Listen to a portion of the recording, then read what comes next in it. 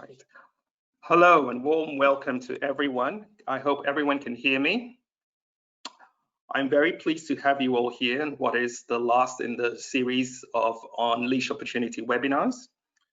My name is Guji Laye, Senior Manager for Stakeholder Engagement and Partnerships at Amfori.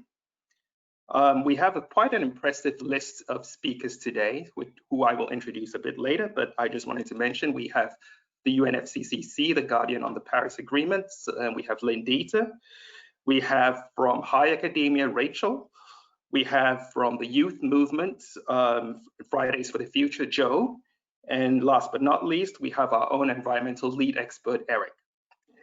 Before I go into deeper introductions, I just want to give a special thanks to Joe, who is here, for the effort he's making to participate in today's webinar. Joe, you can correct me if I'm wrong, but it's 6 a.m. in DC. To me, this shows individual commitment, but also broader commitment and concern from young people on this subject matter that we have here, climate change. We definitely have to tap into this commitment. I'm also hoping, Joe, that this same commitment that young people are showing will be shown next week in that little event you have in DC across the US, where young people would also be expected to show this commitment. But thank you very much. One other speaker I have to mention is we also will have the honor of having at the close of our session Amfori's president, Christian Ewert, who will drop by at the end to say a few words to close this whole entire series of Unleash Opportunity webinars. As I said, I will go through the bigger introductions when the presenters actually start speaking. But first, I just want to take you through some technical announcements and then tell you a little bit about Amfori. So here's the technical information. As you probably know, all microphones are muted. If you have a question, you type them into the box, the question box that I believe you can see. Address it to the speaker who you would like to speak. We have 75 minutes in total, and the webinar is being recorded. I hope this is fine with everyone. Good. Now, let me tell you a little bit about Amfori and what we're doing, and then before we move to our first speaker. So next slide. Please, after this. Here's, furthermore, sorry. One more. Okay, thank you. So Amfori, who are we? We are the leading nonprofit business association of global commerce that enables all organizations to enhance human prosperity, use natural resources globally, and drive open trade. Next slide. We have about 2,400 members who are businesses from all across the world, from all industries in the world. But it's important to note that about a third of our members are in the fashion industry, and that is the biggest industry within us. And that's why we have such a strong interest in this topic. Next slide. Here you can see a snapshot of our membership, a whole range of actors, but as I said, a third of our membership are in the fashion industry sector. Next slide. So why this topic and why are we discussing this? At the end of last year, we adopted climate change as a long-term strategic priority for us. The overall goal we had was to develop the tools, voice, and partnerships that allow Amfori to advance climate action within its own organization, its member supply chains, in critical industry sectors, and in key legislative frameworks. Supporting climate action and in the fashion industry is one of these key 5 pillars that enable us to achieve this objective. Next slide.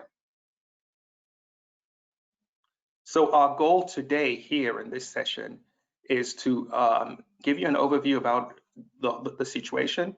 We also want to explore how tools such as Amfori BEPI, which you'll be hearing about in the next few presentations, multi-stakeholder coalitions like the Fashion Industry Charter, business strategies coming from academia, and young consumers' voice can all support in different ways our climate action in the fashion industry.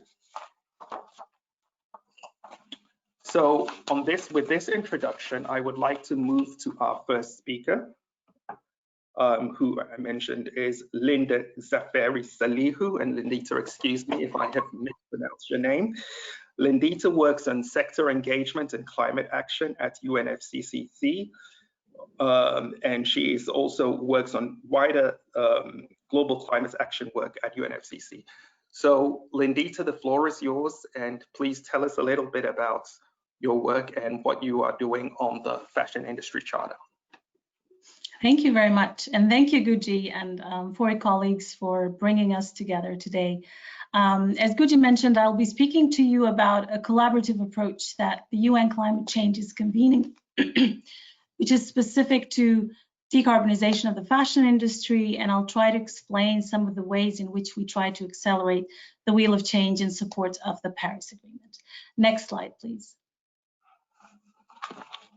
So UN climate change, as you know, provides a framework for the entire world to take action on climate change. We are the blueprint for, we already have the blueprint for success, the Paris Agreement, and our core function as guardians of Paris Agreement is really to support parties to the convention and the intergovernmental processes. But through our policy of inclusive multilateralism, we also are working with different sectors of society, regional and local governments, cities, communities, businesses, investors, and everyday citizens to boost their climate ambition and action in an overall unity of purpose. So in the recent years, we have convened a number of inclusive efforts with the aim to mobilize higher ambition to meet the goals of the Paris Agreement. And we do that through what we call Global Climate Action Framework. Next slide, please. So under the umbrella of global climate action, we connect a variety of stakeholders that come together to define concrete actions that need to be taken to depart from business as usual, while also identifying ways in which they can benefit from greater collaboration. The idea really is to get as many stakeholders as possible involved and engaged in the decarbonization journey, to mobilize actors throughout the value chain, try and get good solutions and best practices into a lot more hands a lot faster. Obviously, you know very well that this is critical, especially now when we find ourselves in this decisive decade where accelerated action is really of essence. We must halve emissions by 2030 if we are to keep the planet safe.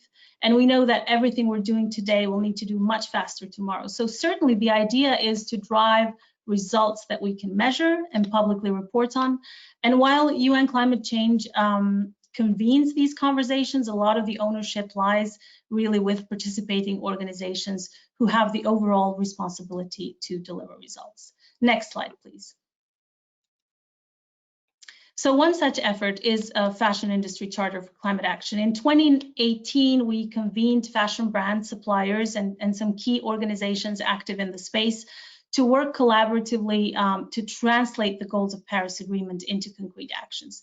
Now, those discussions were anchored in what is called the Charter today, and its mission is really to drive the fashion industry to net zero no later than 2050. It specifies a number of overarching areas of work that are being further developed by specific working groups such as decarbonization pathway, low carbon raw materials, scaling renewable energy, getting rid of coal-fired boilers, and so on. But also focused on enablers such as policy engagement, advocacy, and finance. Next slide, please. So any company who's professionally engaged in the fashion industry can join the Charter. The criteria is for companies to make a pledge at the head of the organization that they will implement the principles of the Charter in line with the goals of Paris Agreement, that they will actively engage in designing roadmaps and plans how to get there. Now, this can be done collaboratively through working groups, but key really is to demonstrate action now and report transparently on progress with their targets through platforms. But we have in the Charter decided that it will be CDP for climate reporting. Next slide, please. So currently we have about 110 companies involved with the interim commitment of 30% emission reductions by 2030 across the supply chain. But this goal is really currently being revised to align with 1.5. So we're really looking at aligning with science and science-based targets.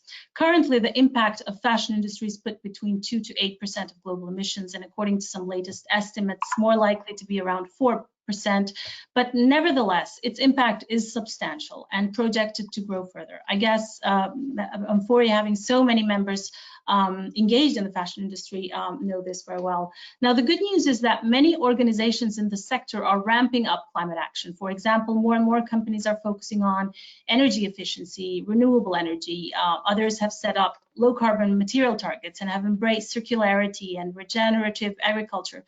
But to truly make the transformative change we need, much more needs to happen, and many more actors need to be involved. We know that no sector can afford to delay, and certainly not the fashion industry. They must ensure that global supply chain are sustainable, not one part, all its parts. It's really pointless to call a product sustainable if the means of creating it and distributing it are carbon intensive. And all of this is also about resilience. The impacts of climate change in one part of the supply chain can negatively impact the other.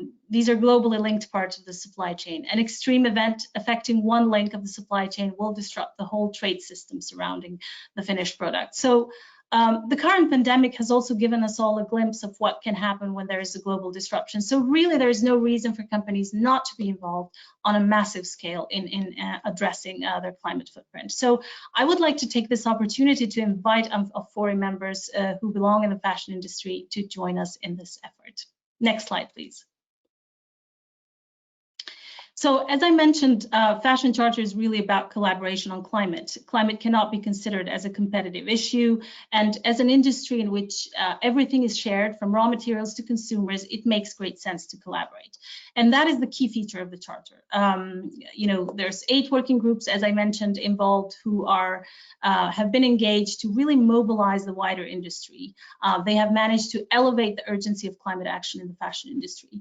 But they also have been involved in really creating that enabling infrastructure for action to take place by having an understanding of the landscape, helping shape roadmaps to reduce GHG emissions and help industry transform. So the strength of the Charter is really the ability to connect with peers in an inclusive process, a community of sustainability professionals in the fashion industry who are willing to work together for things that matter. Now, there's a number of learnings and deliverables that have been made possible by the working groups, and the focus in the next year is really to ramp up action on raw material commitments, scaling renewable energy, as I mentioned, and phase out coal, but also embark on collective rapid action programs in the supply chain.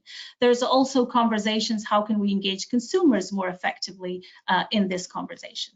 Now, certainly to create an enabling action pathway on decarbonization is very much in the scope of the working groups, and that is there's an effort right now to do this collectively with some of the key industry associations that include organizations such as Sustainable Apparel Coalition, Textile Exchange, the Fashion Pact, and other supporting organizations in the Charter that include also Amfori as well.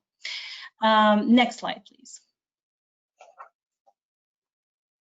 So finally, just to mention that in the spirit of inclusiveness, Fashion Charter signatories include companies who need to adhere to their commitments and report publicly. But as I mentioned, we also have industry associations and NGOs involved in the conversations, such as Amfori, who play a key role in delivering their part of the picture, in ensuring that no work is duplicated, that they bring expertise, knowledge, and tools, and finally contribute to achieving the scale that I mentioned at the beginning of the presentation. So I will stop here, and I'm happy to take any questions later on. Thank you, Guji. Thank you, Lindita, and thank you for our kind words. We definitely want to continue to support the Fashion Industry Charter. Given all the range of partnerships out there, I think you hold a specific place, and I think a very important place with your direct links to the Paris Agreement, and we're happy to contribute our expertise where we can. And actually, talking about expertise, I want to move to our next speaker because he will talk about this area which we work on, Eric Gravier, who is our environmental program lead and who leads our work on our instrument. He will be telling you about BEPI, as well as how it will actually address climate change. Eric, please go ahead and tell our audience what we're doing. Thanks, Guji, and very pleased to be here to support you all. So yes, I will be pleased to explain to you how BPI could help you reducing your carbon footprint in the textile sector. And from time to time, I will build on Lindita's presentation, and I will try also to share with you good practice from some of our members in order for you to have some takeaways that you could benefit from directly from this webinar. So maybe I will move to the next slide, just to mention that BPI is a continuous improvement service. So we don't want just creating a picture for you, a starting line. We want to support you to reduce your carbon footprint, exactly in the same spirit as Lindita mentioned. And you will see along my presentation that we will start by helping you mapping your value chain, collecting first set of data, and then automatically we will deliver some tools to you, some results, and some actions plan to help you improving your carbon footprint. So when you look at this slide, I would like to focus on three steps. First, the step number 2, where you will collect data from your key producers, because this data will then be used during the step number 4 for used by us and by you to calculate a first scope 3 calculation. So you will have a direct result that you could play with. And during this step number, sorry, it was the step number 3, where we will deliver the calculation. And the step number 4, we will support you, we will offer some services to you to go beyond this data collection and to act concretely, really, on your footprint to reduce your CO2 footprint. So let's move to the next slide. As I mentioned, the very first step is to collect some data, because if you want to improve your carbon footprint, you know at least to know where do you start from. So you need to calculate a first carbon footprint emissions. So we will collect through our self-assessment questionnaire some key data to help you calculating your first CO2 footprint. This self-assessment questionnaire is quite robust and it's quite well known to collect very fine-tuned details. And we are working, it's one of my messages for you, we are working not at company level, but at manufacturing location level. So every single of your producers, could it be a tier 2, a tier 3, or in tier 4, because this is where the real emissions are coming from when you are producing the textile, the yarn, and the final product. This is where it does matter to act on CO2 emissions. So we are able to help you collecting these key figures per manufacturing location, per business partner. I would like to move to the next slide to mention 2 deliverables, and I would be pleased to share first best practices with you from our members, because we have a lot of textile members using this tool. So after the first step, the data collection, we will automatically use the data collected to produce for you your CO2 calculation. We will provide you with the CO2 calculation for your scope 3. So as a brand owners, you will have part of your scope 3 linked to the manufacturing part of your value chain, calculated by BPI. But we will offer it to you per producer, per manufacturing location, or as you will see at the end of my presentation, we have the carbon calculator in our BPI dashboard that will aggregate your emission at value chain level. So you will have the data per business partner or globally, I would say. This calculation is linked to the data collection we perform for you based on your requirements. So the more data will be shared by your business partner, the more exhaustive and the more robust will be your CO2 calculation. And this is my first message. I would try to deliver to you 3 key messages. And the first one is data robustness is key. Whatever you will do, whatever tools you will use, you must create a good relationship with your business partner. You must check on the data robustness. And this is why, as you will see later on in my presentation, we will also help you, support you to check on site on the data shared by your producers, because you cannot rely only the first 2-3 years on the declaration from your producers. So this is the first best practice for our member.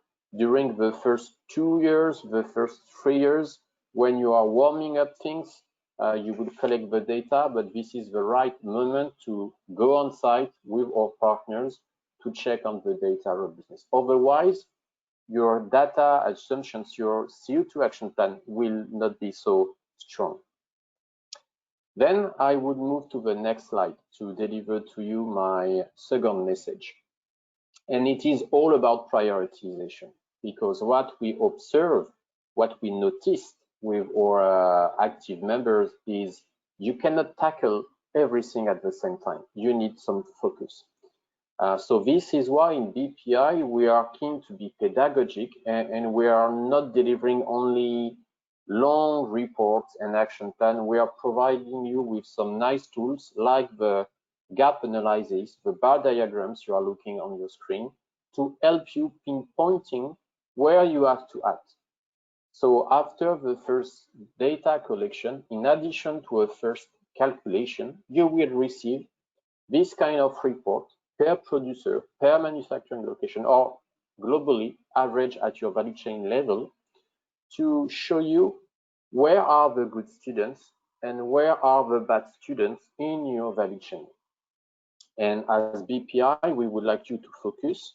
We will advise you to focus on specific indicators, which are the black bars on your screens, which are the environmental hotspots of your value chain. But today we are here to tackle the CO2 indicator, which is the third bar from the left with the green rectangular. So it means there that we will provide you not only with a quantitative assumption, like I showed you in the slide before, but with a qualitative one, a management one, because you need to ensure that your partners have the right energy management in place, because maybe they will improve due to your requirement, due to your pressure over the first 2 years. But if they are not able to implement a good energy management, what they will achieve for you will not last over the years. So this is why we are also providing you with this kind of report to pinpoint to you where better energy management is required. But to do so, and you will see it later on, we will help you also with some activities on site. But you cannot ask everyone to do the same things at the same time. So by using these bar diagrams or ACQ reports, we will allow you to focus where it does count. So you will have the possibility to start with the less mature of your producers and to improve the situation there. And for the well-advanced one, maybe you could save some time and allow them more time to be more involved. I would like to go to the next slide, please, for my last of the 3 message. Because for us, impact result achievement is very important. And we do consider that you cannot just, it's also one feedback from our member, best practices, paying for audits or consultant or whatever other services on a location for your business partner where there is no skills, no talents, I would say, available, it would be a waste of time and money for you. So this is why we at M4A, we are also believers of capacity building. So if you would think back one slide before when I was presenting a sort of report, if your business partner, the one you would like to focus on, the first part, top 20%, 30% you would like to involve in the first wave, if they have very low result, it's because they don't have right talents and knowledge in place. So let's offer to them capacity building and energy management session. And at M4E, these sessions are for free for you and your producers and your business partner. Then, when the foundations will be there, please go for an on-site activities to check on the data and to deliver the BPI action plans that will help your business partner to go beyond and to start reducing effectively their consumption and their CO2 emissions. I would like to move to the next slide just to wrap it up a little bit, just to link it to my first slide when you were looking at the continuous improvement route, because as soon as we are speaking about continuous improvement, we have to monitor things. You have to monitor things in order to improve it. And this is why we developed quite nice dashboard and reporting tool for our members within BPI to allow you two things: to manage your actions when you are involving your business partner. Did you require training? Did you require an on-site actions? What is the status of this action? Where are the findings? What was the improvement? So our dashboard will tell you about it. And maybe if I will move to the last slide, to the next slide, it will be also useful for you as a reporting tool, because automatically you could produce diagrams or table like the one from the carbon calculator to automatically understand, copy paste, extract your CO2 scope 3 emissions and use it into your own internal reporting to your top management, or also sharing this data with some partners or using the data in your own environmental communication tool. Could it be CDP? Could it be GRA, or could it be, I would say, your corporate annual report? This is it for me. Will be available at the end of the session for your question, and I will be pleased to support your activities.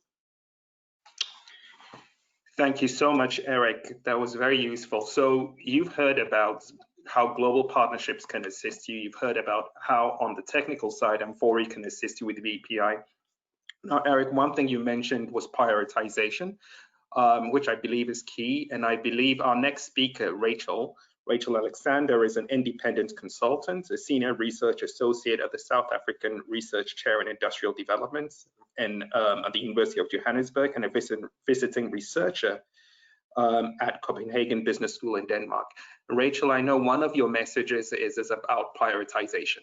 And as you see, this very much links to some of the work that BPI is doing. So please, Rachel, tell us a bit more about where you see, your research leads on where we should actually develop our strategy. Thank you, Rachel. Please go ahead. Yeah, thank you for inviting me here.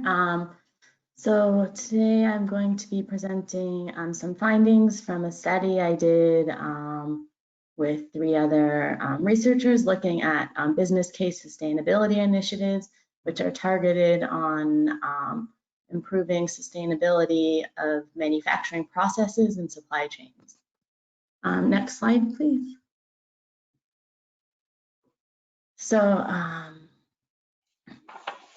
big problem with climate change issues is emissions that take place during the processes that happen during manufacturing, very related to the previous presentation. And as Eric mentioned, one way to address these issues is to do capacity building for suppliers, because suppliers often have processes that create a lot of emissions and they might not have the existing capacity to address the issues that are taking place.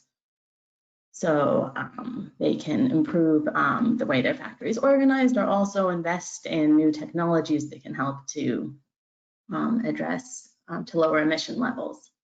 So specifically for our study, we looked at a type of initiatives that are targeted at running capacity building programs for manufacturers. And the idea of these initiatives is that they're voluntary for manufacturers to join, and they're pitched as a way to reduce operational costs and at the same time improve environmental outcomes. So this can be through saving money on having less waste. So that The idea of these is that it could be very transformational for the industry. It's a win-win situation, and we wanted to see why aren't these initiatives having a bigger impact if they're such a great idea. Next slide, please. So just to give some examples, two of these type of initiatives are IFC and Clean by Design, run by the Sustainable Apparel Coalition and Natural Resource Council. And so that, as I mentioned, these could involve training programs on how factories run and also investing in new technologies. Next slide, please. So when we looked at the scope of different programs being run by organizations all over the world, these are sometimes run by individual brands and retailers, and also run by independent organizations like the examples I showed on the previous slide. We found there were some key challenges. So the first one is that we found low motivation among factories.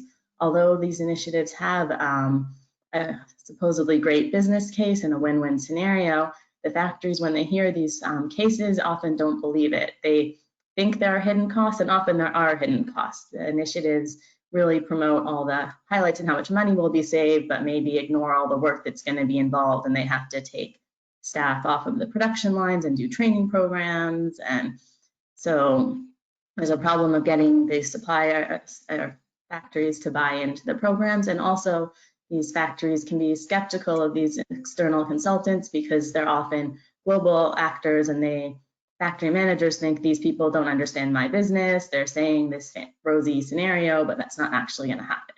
We actually found that a very common reason for factories to join was because their buyer asked them.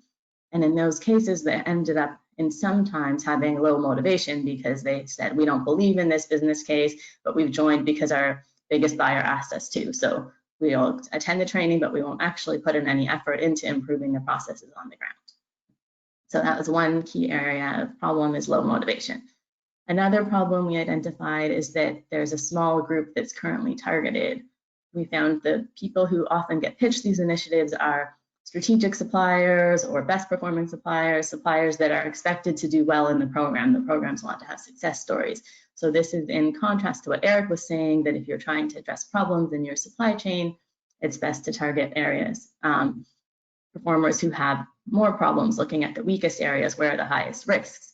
If you are going to run these programs, that it's a problem to always focus them on your best factories and just looking for a success story that you're maybe the best factory already has green programs going on. They don't need this training. A more weaker performer could benefit more from the training program.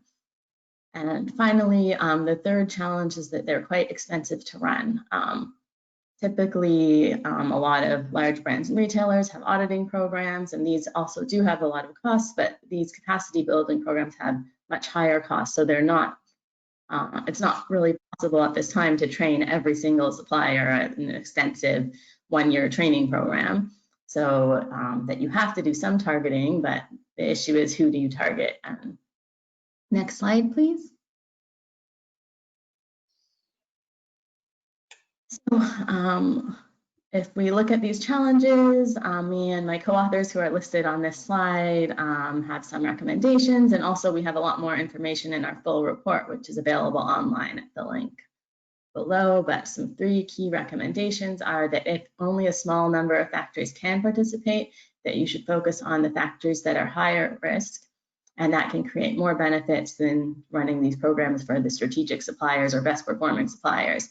It does create more risk for the person running the program because a weak performer maybe doesn't have strong management skills in their factory. It's going to be a lot more work to do the training, and there's a chance that something goes wrong, but initially you're in a position where you can improve the worst performers and get rid of the issues that are the biggest challenges for this industry and the biggest contributors to climate change issues. Another recommendation we have is that brands and retailers can encourage their factories to perform better when they take these programs by explicitly rewarding them for improvements. So if they go to the training and actually implement it and are able to reduce their emissions, can if you are targeting a weaker performer, can they move into a preferred supplier list, or other ways that you can incentivize them to have ongoing improvements while they take these programs, and not just send staff to go for a 3-hour training and go back to the factory and not do anything after they do the training. And then our third recommendation is that brands and retailers can benefit by increased collaboration. A lot of times we found companies working on their own and efforts are duplicated. Sometimes factories reported taking 3 of very similar training programs because 3 different buyers asked them to, and they wanted to please each buyer. But we need to have more coordination in this industry, and that's where Amfori really plays a role in creating a forum to have this type of collaboration. And we think this is very important to use the efforts that are available to have the biggest impact.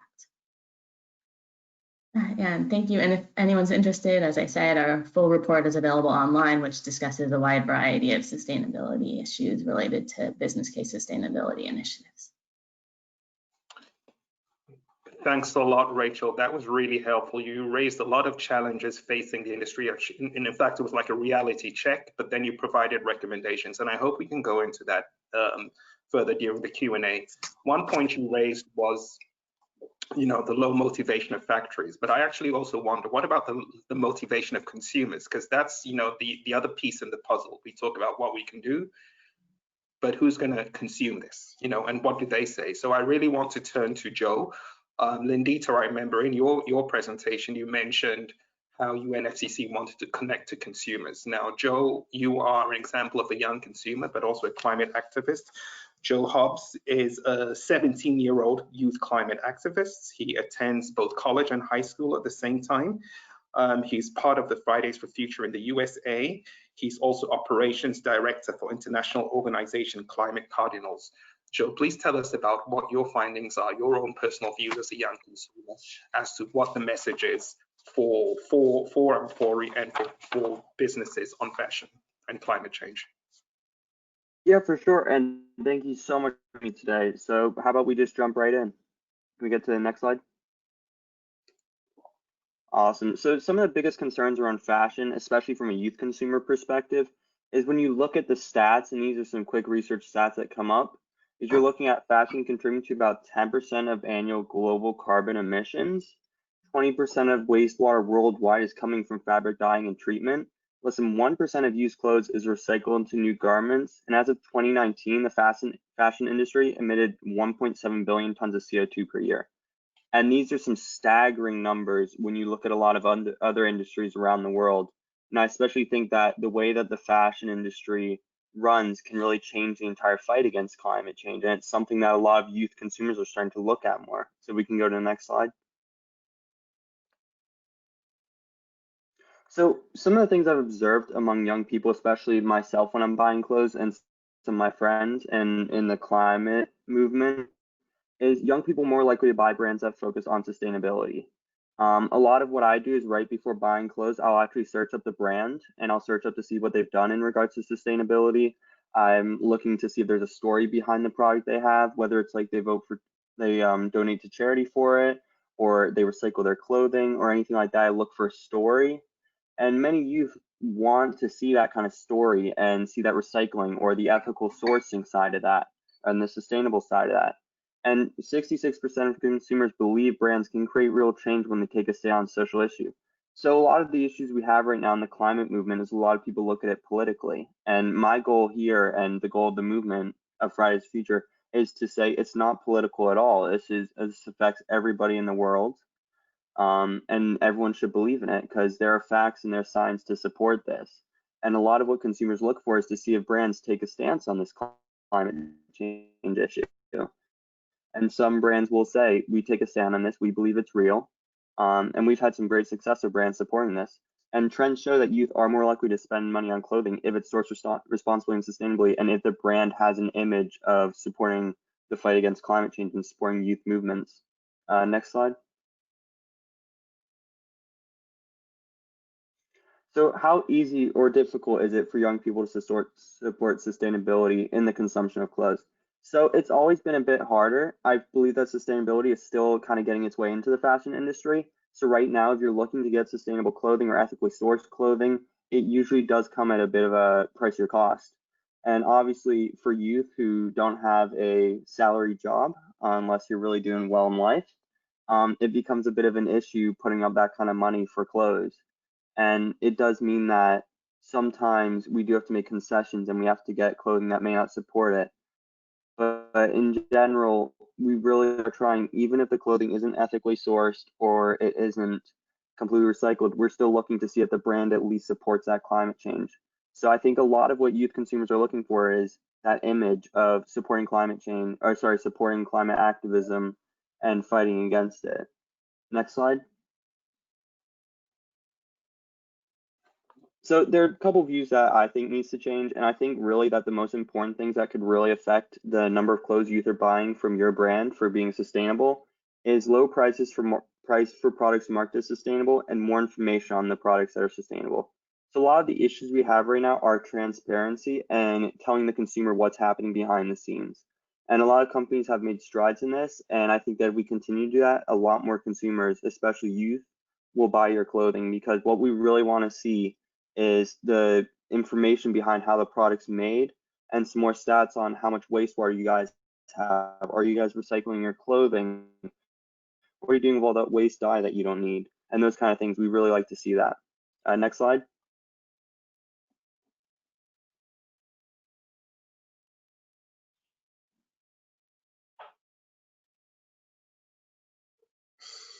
Sorry, All right, Joe.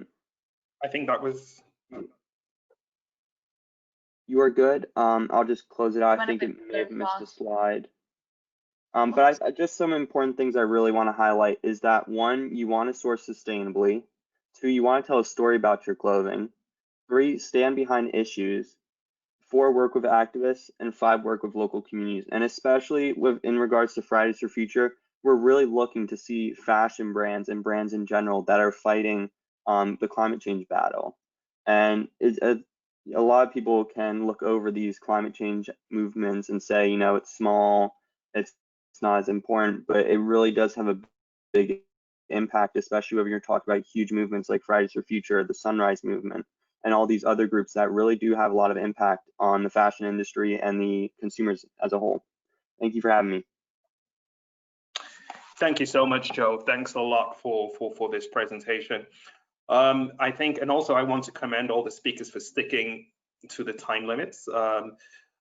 We just have the right time to go into the question and answer session. I think we've looked at the issue from different points of view, from the global partnership point of view, as I said, the technical issue with regard to how an association like an Amfori can support its businesses.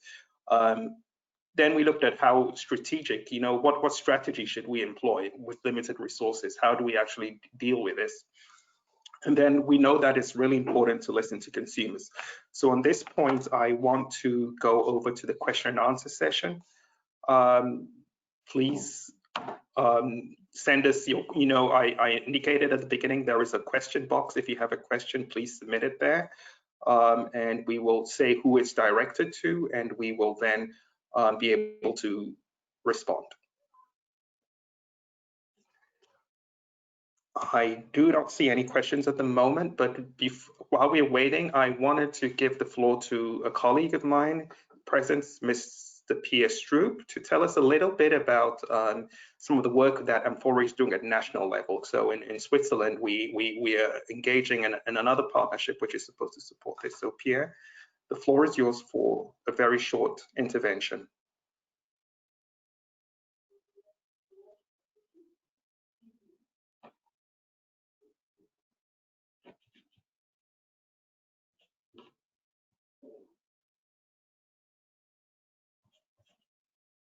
It seems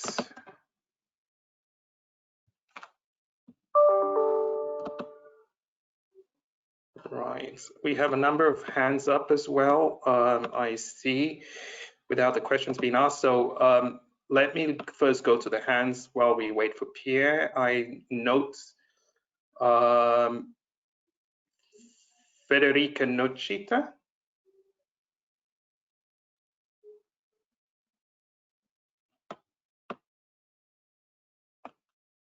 Please unmute yourself if you can and ask your question briefly. Gucci, this is Naomi. I have been unmuting Frederica, but she has to accept from her side. Okay. Wait, I see that icon. Sorry, that was my bad. There is an issue with the questions that I'm now seeing here. Can you now see all the questions? I couldn't, they were sort of hidden. Wait a second, because I couldn't, okay. Okay, If you now they open are. the box, you're going to see Oh them yeah, all. got it. So I have the first one for Eric that I will now see is, can you see the questions? Gucci, you're the only person that can see the questions. Right, sorry. So Eric, there's a question for you. How does Amphori engage with manufacturers in easing their burden to fulfill these requests, from fairer trade terms to shared investment in carbon reduction, or manufacturers in easing their burden to fulfill these requests to shared investment in carbon reduction or other improvements to capacity building? In the end, the burden of the data collection falls on the multitude of manufacturers. So, sorry, this is a long question, Eric, but how does Amphori engage with manufacturers in easing the burden to fulfill these requests? Very important question, and I guess it will be an echo to Raquel's and my intervention, because it's all about business relation and success stories. So to go straight to the answer, we are engaging with producers by offering for free trainings regarding energy management and energy-related data collection. Because the person behind the question is right. It could be a burden if you don't know by where you should start and how you should help your customer and your own company. And most of the time, it is solved with a good training, a good capacity building to make the producers understand that without good energy tracking, they will lose some money, they will not be so efficient, and they will not please their customer. Could it be another supplier, or could it be the final, I would say, decision makers, the brand? So first answer is capacity building. Second answer is we are convening on a regular basis producers and members. And I can tell you that in BPI, we have different kind of behaviors, and clearly we have some members sharing the cost of the improvement actions on site with the producer.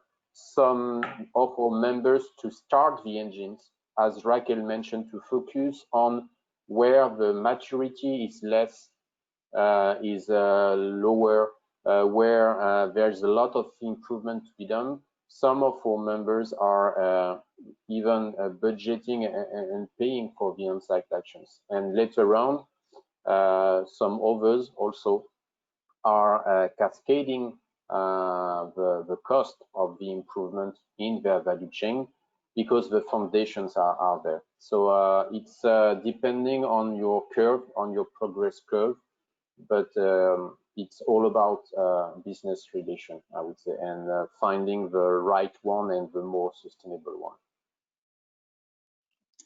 Thank you, Eric. I hope this answers your question. I have another question for both Rachel and Joe. How can brands, sorry, I'm really struggling with this, sorry. How can brands focus more on sustainability and less on price? There is a challenge between the brand and supplier to agree on the right cost. The supplier needs a good price, but the brand wants to keep the price low, fair, competitive. Thank you. Joe, Rachel, I hope you got this question. First, I would go to Rachel. I would say one way to help with this issue is the concepts behind the business case sustainability initiatives that we looked at. Because yeah, the core idea of these initiatives is that you can lower production costs while helping the environment. So if you can reuse heat that's generated from one process, if you use water to cool down a machine, you end up with hot water, you can use that hot water for another process. So you're able to save money not having to heat up water in another part of the factory.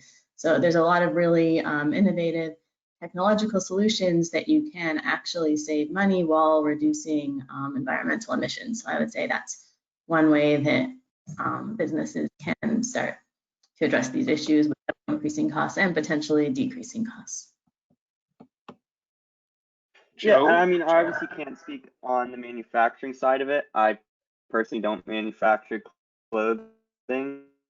But I think one of the important things is to remember is that consumers are willing to pay that extra price for sustainability. But if all different brands and manufacturers start going sustainable, it will become cheaper because the technology will start to become easier to access. They're going to make new developments. It's any kind of technology you talk about. I mean, computers, smartphones, any of it just gets cheaper over time and better over time. So I think that it will start off being pricier, but we will get to the point where it's cheaper than getting other clothing, especially if we start recycling more and putting other ethical practices in play.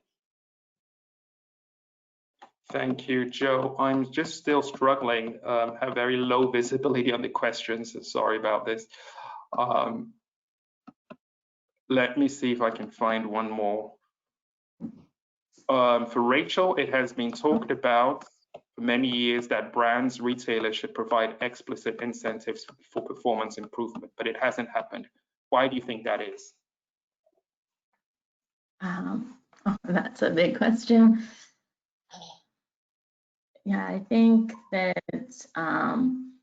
brands and retailers deal with a lot of complex challenges in their supply chains and also within the brands and retailers.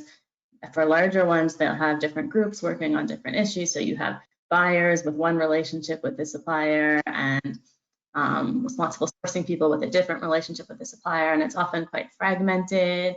And I think in many cases, you end up getting conflicting messages with the incentives of people in the sustainable sourcing team, maybe not being aligned with the buying team who are trying to lower costs, but you can align these. I think that more work needs to be done within the internal management of brands and retailers to have more cooperation within the different teams. So I'd say that's one issue. And I think also that brands and retailers are getting more focused on sustainability issues as the years go by. So I think this is starting to change. Some companies are starting to get more incentives for sustainable manufacturing. So yeah, I hope that we are on a progressive track forwards now. Excellent. Any other comments on this, Eric, in particular, before I move to the next speaker? No, I believe not. Gucci, we can unmute Pierre if you want. He said he was struggling to unmute himself, but okay, sorry. Pierre, please go ahead before. Yeah, thank you. Go ahead.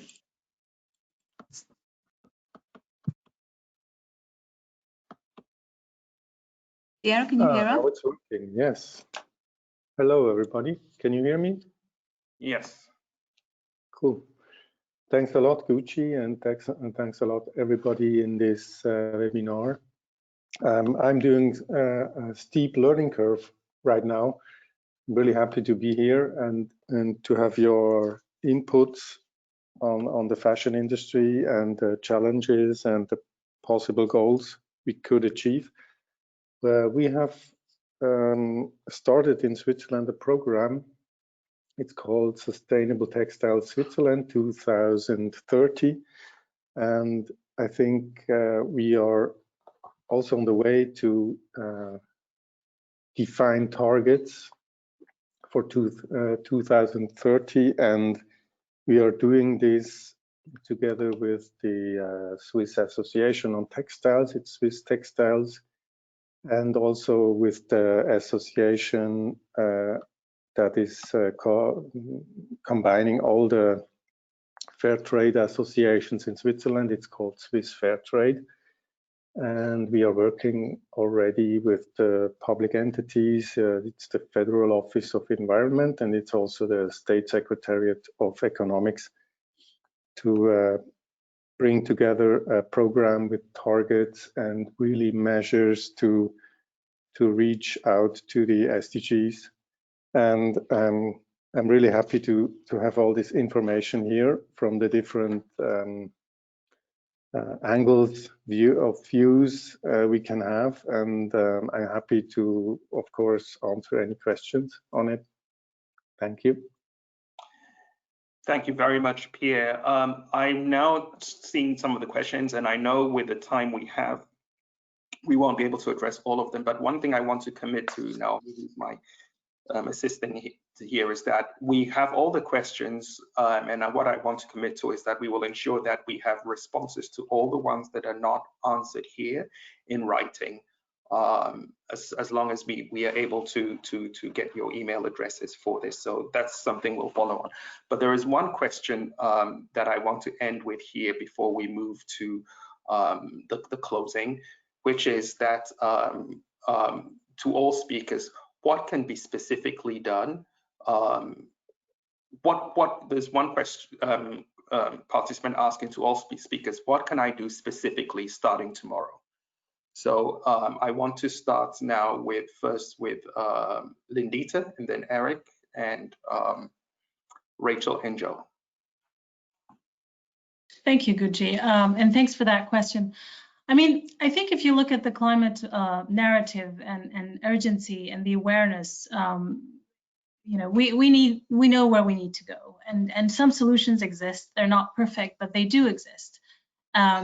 I think what can you do today is really to try and understand what are some of the programs that might be relevant for you, depending on where you are on your climate journey and on your sustainability journey. I think, for example, looking at many of the speakers were talking about the need to build capacity in the supply chain, the need to be able to communicate and tell the story, the need to be able to articulate that business case. And I think there, you know, within your organization, you also need to get that understanding to say, okay, this is the direction of travel for our industry. We want to keep our competitive advantage, and we want to be walking together with our peers to get to where we need to be in the next 10 years. And then beyond that. So I think the first step would be to really work internally and get that internal buy-in, why it is important to be part of actors who are leading in the space. And the second thing to do is really to try and bring along all of your stakeholders in the journey. This is not going to be an issue that one individual organization can solve on its own. I particularly liked Rachel's comment on the need to go beyond the usual suspects. You know, we always seem to be working with these big and more progressive brands and more progressive suppliers, but we need to now be able to go beyond that. And it's only members of the fashion industry, for example, in this case, that can really help us make those connections and help us create tools that are fit for purpose. Thank you. Thank you, Lindita. Eric, what can we do specifically starting tomorrow? So let's say after the first internal step, I would like to mention potential two next steps, direct one. First, you need to start engaging your business partner by collecting some data and by offering some support to them, because I would like to bring on the table the value case, the value proposition, the added value for them.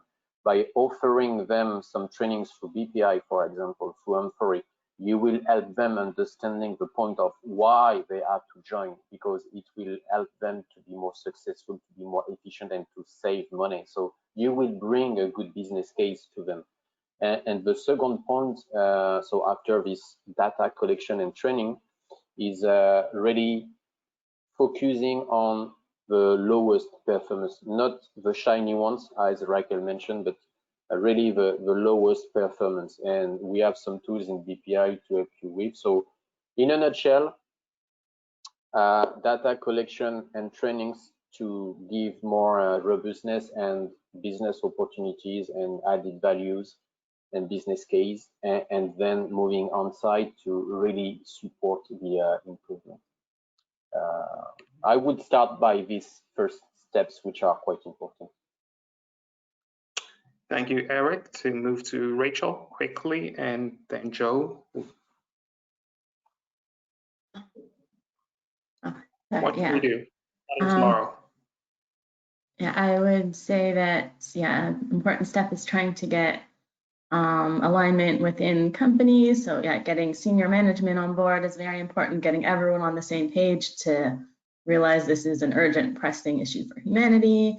And then I think another very important issue is understanding what's happening in supply chains for the issue of supply chains, knowing where are the problem areas, and BEPI's tool seems like a great way to do that. You have to know what the problem is to be able to address it, and then trying to build relationships with members of supply chains to figure out how to address it. And yeah, again, working with the members of supply chains who are facing the biggest challenges can have the most impact. Thank you, Rachel. Joe, in about 30 seconds, can you tell us what we should be doing from tomorrow? What will you be doing tomorrow? And I'm really just gonna echo what a lot of the others were saying. And I think the important thing is to bring together a lot of the stakeholders within your company or organization and ask yourself, what are the important things that you care about and what do you want to focus on? And then next step from there is to look at resources. M4 is a great one, and see how they can help you and what they think your next step is, and get a game plan for that. And I think the other really important thing is to be transparent. Whether you're a consumer-based product or you're a manufacturer, I think just be really transparent on the processes you have and what you're working on and your plans for the future. Thank you very much. On that note, what I want to say, go beyond the question and say that this is all what we should be starting with today. And I'll tell you how we hope to follow up today. So we will continue, M4E will continue to be involved with UNFCCC and its working groups. Over the next few weeks, we want to further brainstorm with UNFCCC, the Fashion Charter, on how we can further support our members. We hopefully foresee a couple more webinars on this next year, where we would like to discuss topics like logistics and other aspects for our members. You know, with regard to what Rachel pointed out, we want to see how we can prioritize producers based on a risk approach. We want to see how we can coach producers, building on on-site activities, see, you know, where BPI or BEPI can deliver on all these things. Furthermore, the last thing I would also want to say with regard to Joe's message is that we also want to be able to share messages from young consumers and activists. And so, Lindita, the point you raised about UNFCCC Charter, wanting to connect with consumers, that is a role that M4E could perhaps support you on, and let's see what we can do. We want to ensure that our membership hears the message of consumers like Joe, and that there's a channel of dialogue between them. So let's start doing all these things today, not tomorrow. We will keep the dialogue open. As I said, those questions that I haven't been able to answer, we will ensure that they're answered in writing, and that we can continue this dialogue to help us improve the way that we can actually address climate change with the fashion industry. And just to answer the question that this webinar asked, can the fashion industry be sustainable? If we do all these things, then I would say yes, we will be good. We'll get there. Thank you very much to all of you for this. And now I do want to hand over to Christian Ewart, who is the president of M4E, who will not only talk about, he will not be talking about this webinar, but he'll be talking about the whole entire series that we've had, and tell you where we go from here. Thank you. Christian, I presume you are online and can connect. Yes, I see you. Thank you. Indeed, Gucci. Thank you very much, and a very good already afternoon to all of you today. And really a big thank you for joining this webinar, and in fact the final session of the Unleash Opportunity Conference 2020. And just today, you really focused on a very important topic for us all. And as Gucci said, there is much to be done, but I think the best thing is to start now. Reflecting on, let's say, the last 6-7 months, due to COVID-19, we had no choice but to transform our conference into a completely digital experience. While nothing can compare to meeting in person, we have thoroughly enjoyed reaching you wherever you are in the world. In fact, one big advantage, the connection and idea sharing that the conference provided is especially important during these difficult circumstances we are currently living through. And we hope that you also found the webinars as inspiring as we did. The topics that we discussed sustainable business and supply chains have never been more relevant than today. And during this difficult period, I believe they have provided food for thought and guided us in our approach to rebuilding, let's say, a more sustainable post-COVID-19 world. Moving to a digital conference has also enabled us to widen our scope and welcome a more global audience. And in fact, in total, we have shared experiences with more than 1,500 participants from more than 30 countries from across the world. Another, and I think in today's conversation, also important element, this way we have been able to share our story, approach and activities with more people than ever before. And in addition, we are proud to have been able to at least reduce our carbon footprint by holding the conference series on a digital level. In this context, I would really like to thank everyone who has participated in this year's UO conference, speakers, attendees, and our wonderful events team. None of this would have been possible without you. And thanks to our participation, questions, comments, ideas, and input, our Unleash Opportunity Conference in this context, and because of your contributions, has really remained a vivid, energetic experience. The theme of our conference in 2020 was to inspire. In inspiring each other, we collaborate to spark sustainable impact along global supply chains. Together, we have made our digital talks with purpose a reality. Some of the most popular webinars that our exchanges included were on transparency, women empowerment, responsible sourcing, and of course, today's session on sustainable fashion. In 2020, our aim was, in fact, to focus as much as possible on the UN Sustainable Development Goals. We have roughly a decade left to reach them, and we have focused on how they can be achieved by 2030. In this context, if you have missed one of the webinars, you can access them all on the Unleash Opportunity website. In 2021, we will continue to share events with you across our digital and hybrid platforms, and health guidelines permitting, we hope to see you in person again. Please keep an eye on the unleashopportunity.org website to discover our inspiring 2021 events calendar. We have a lot in store for you. And once again, thank you again for participating. And we are looking forward to meeting you as soon as possible again. Stay safe and healthy. Thank you. Thank you, Christian. Can't overemphasize the last message. Stay safe. So thanks to all, and hope to see you very soon.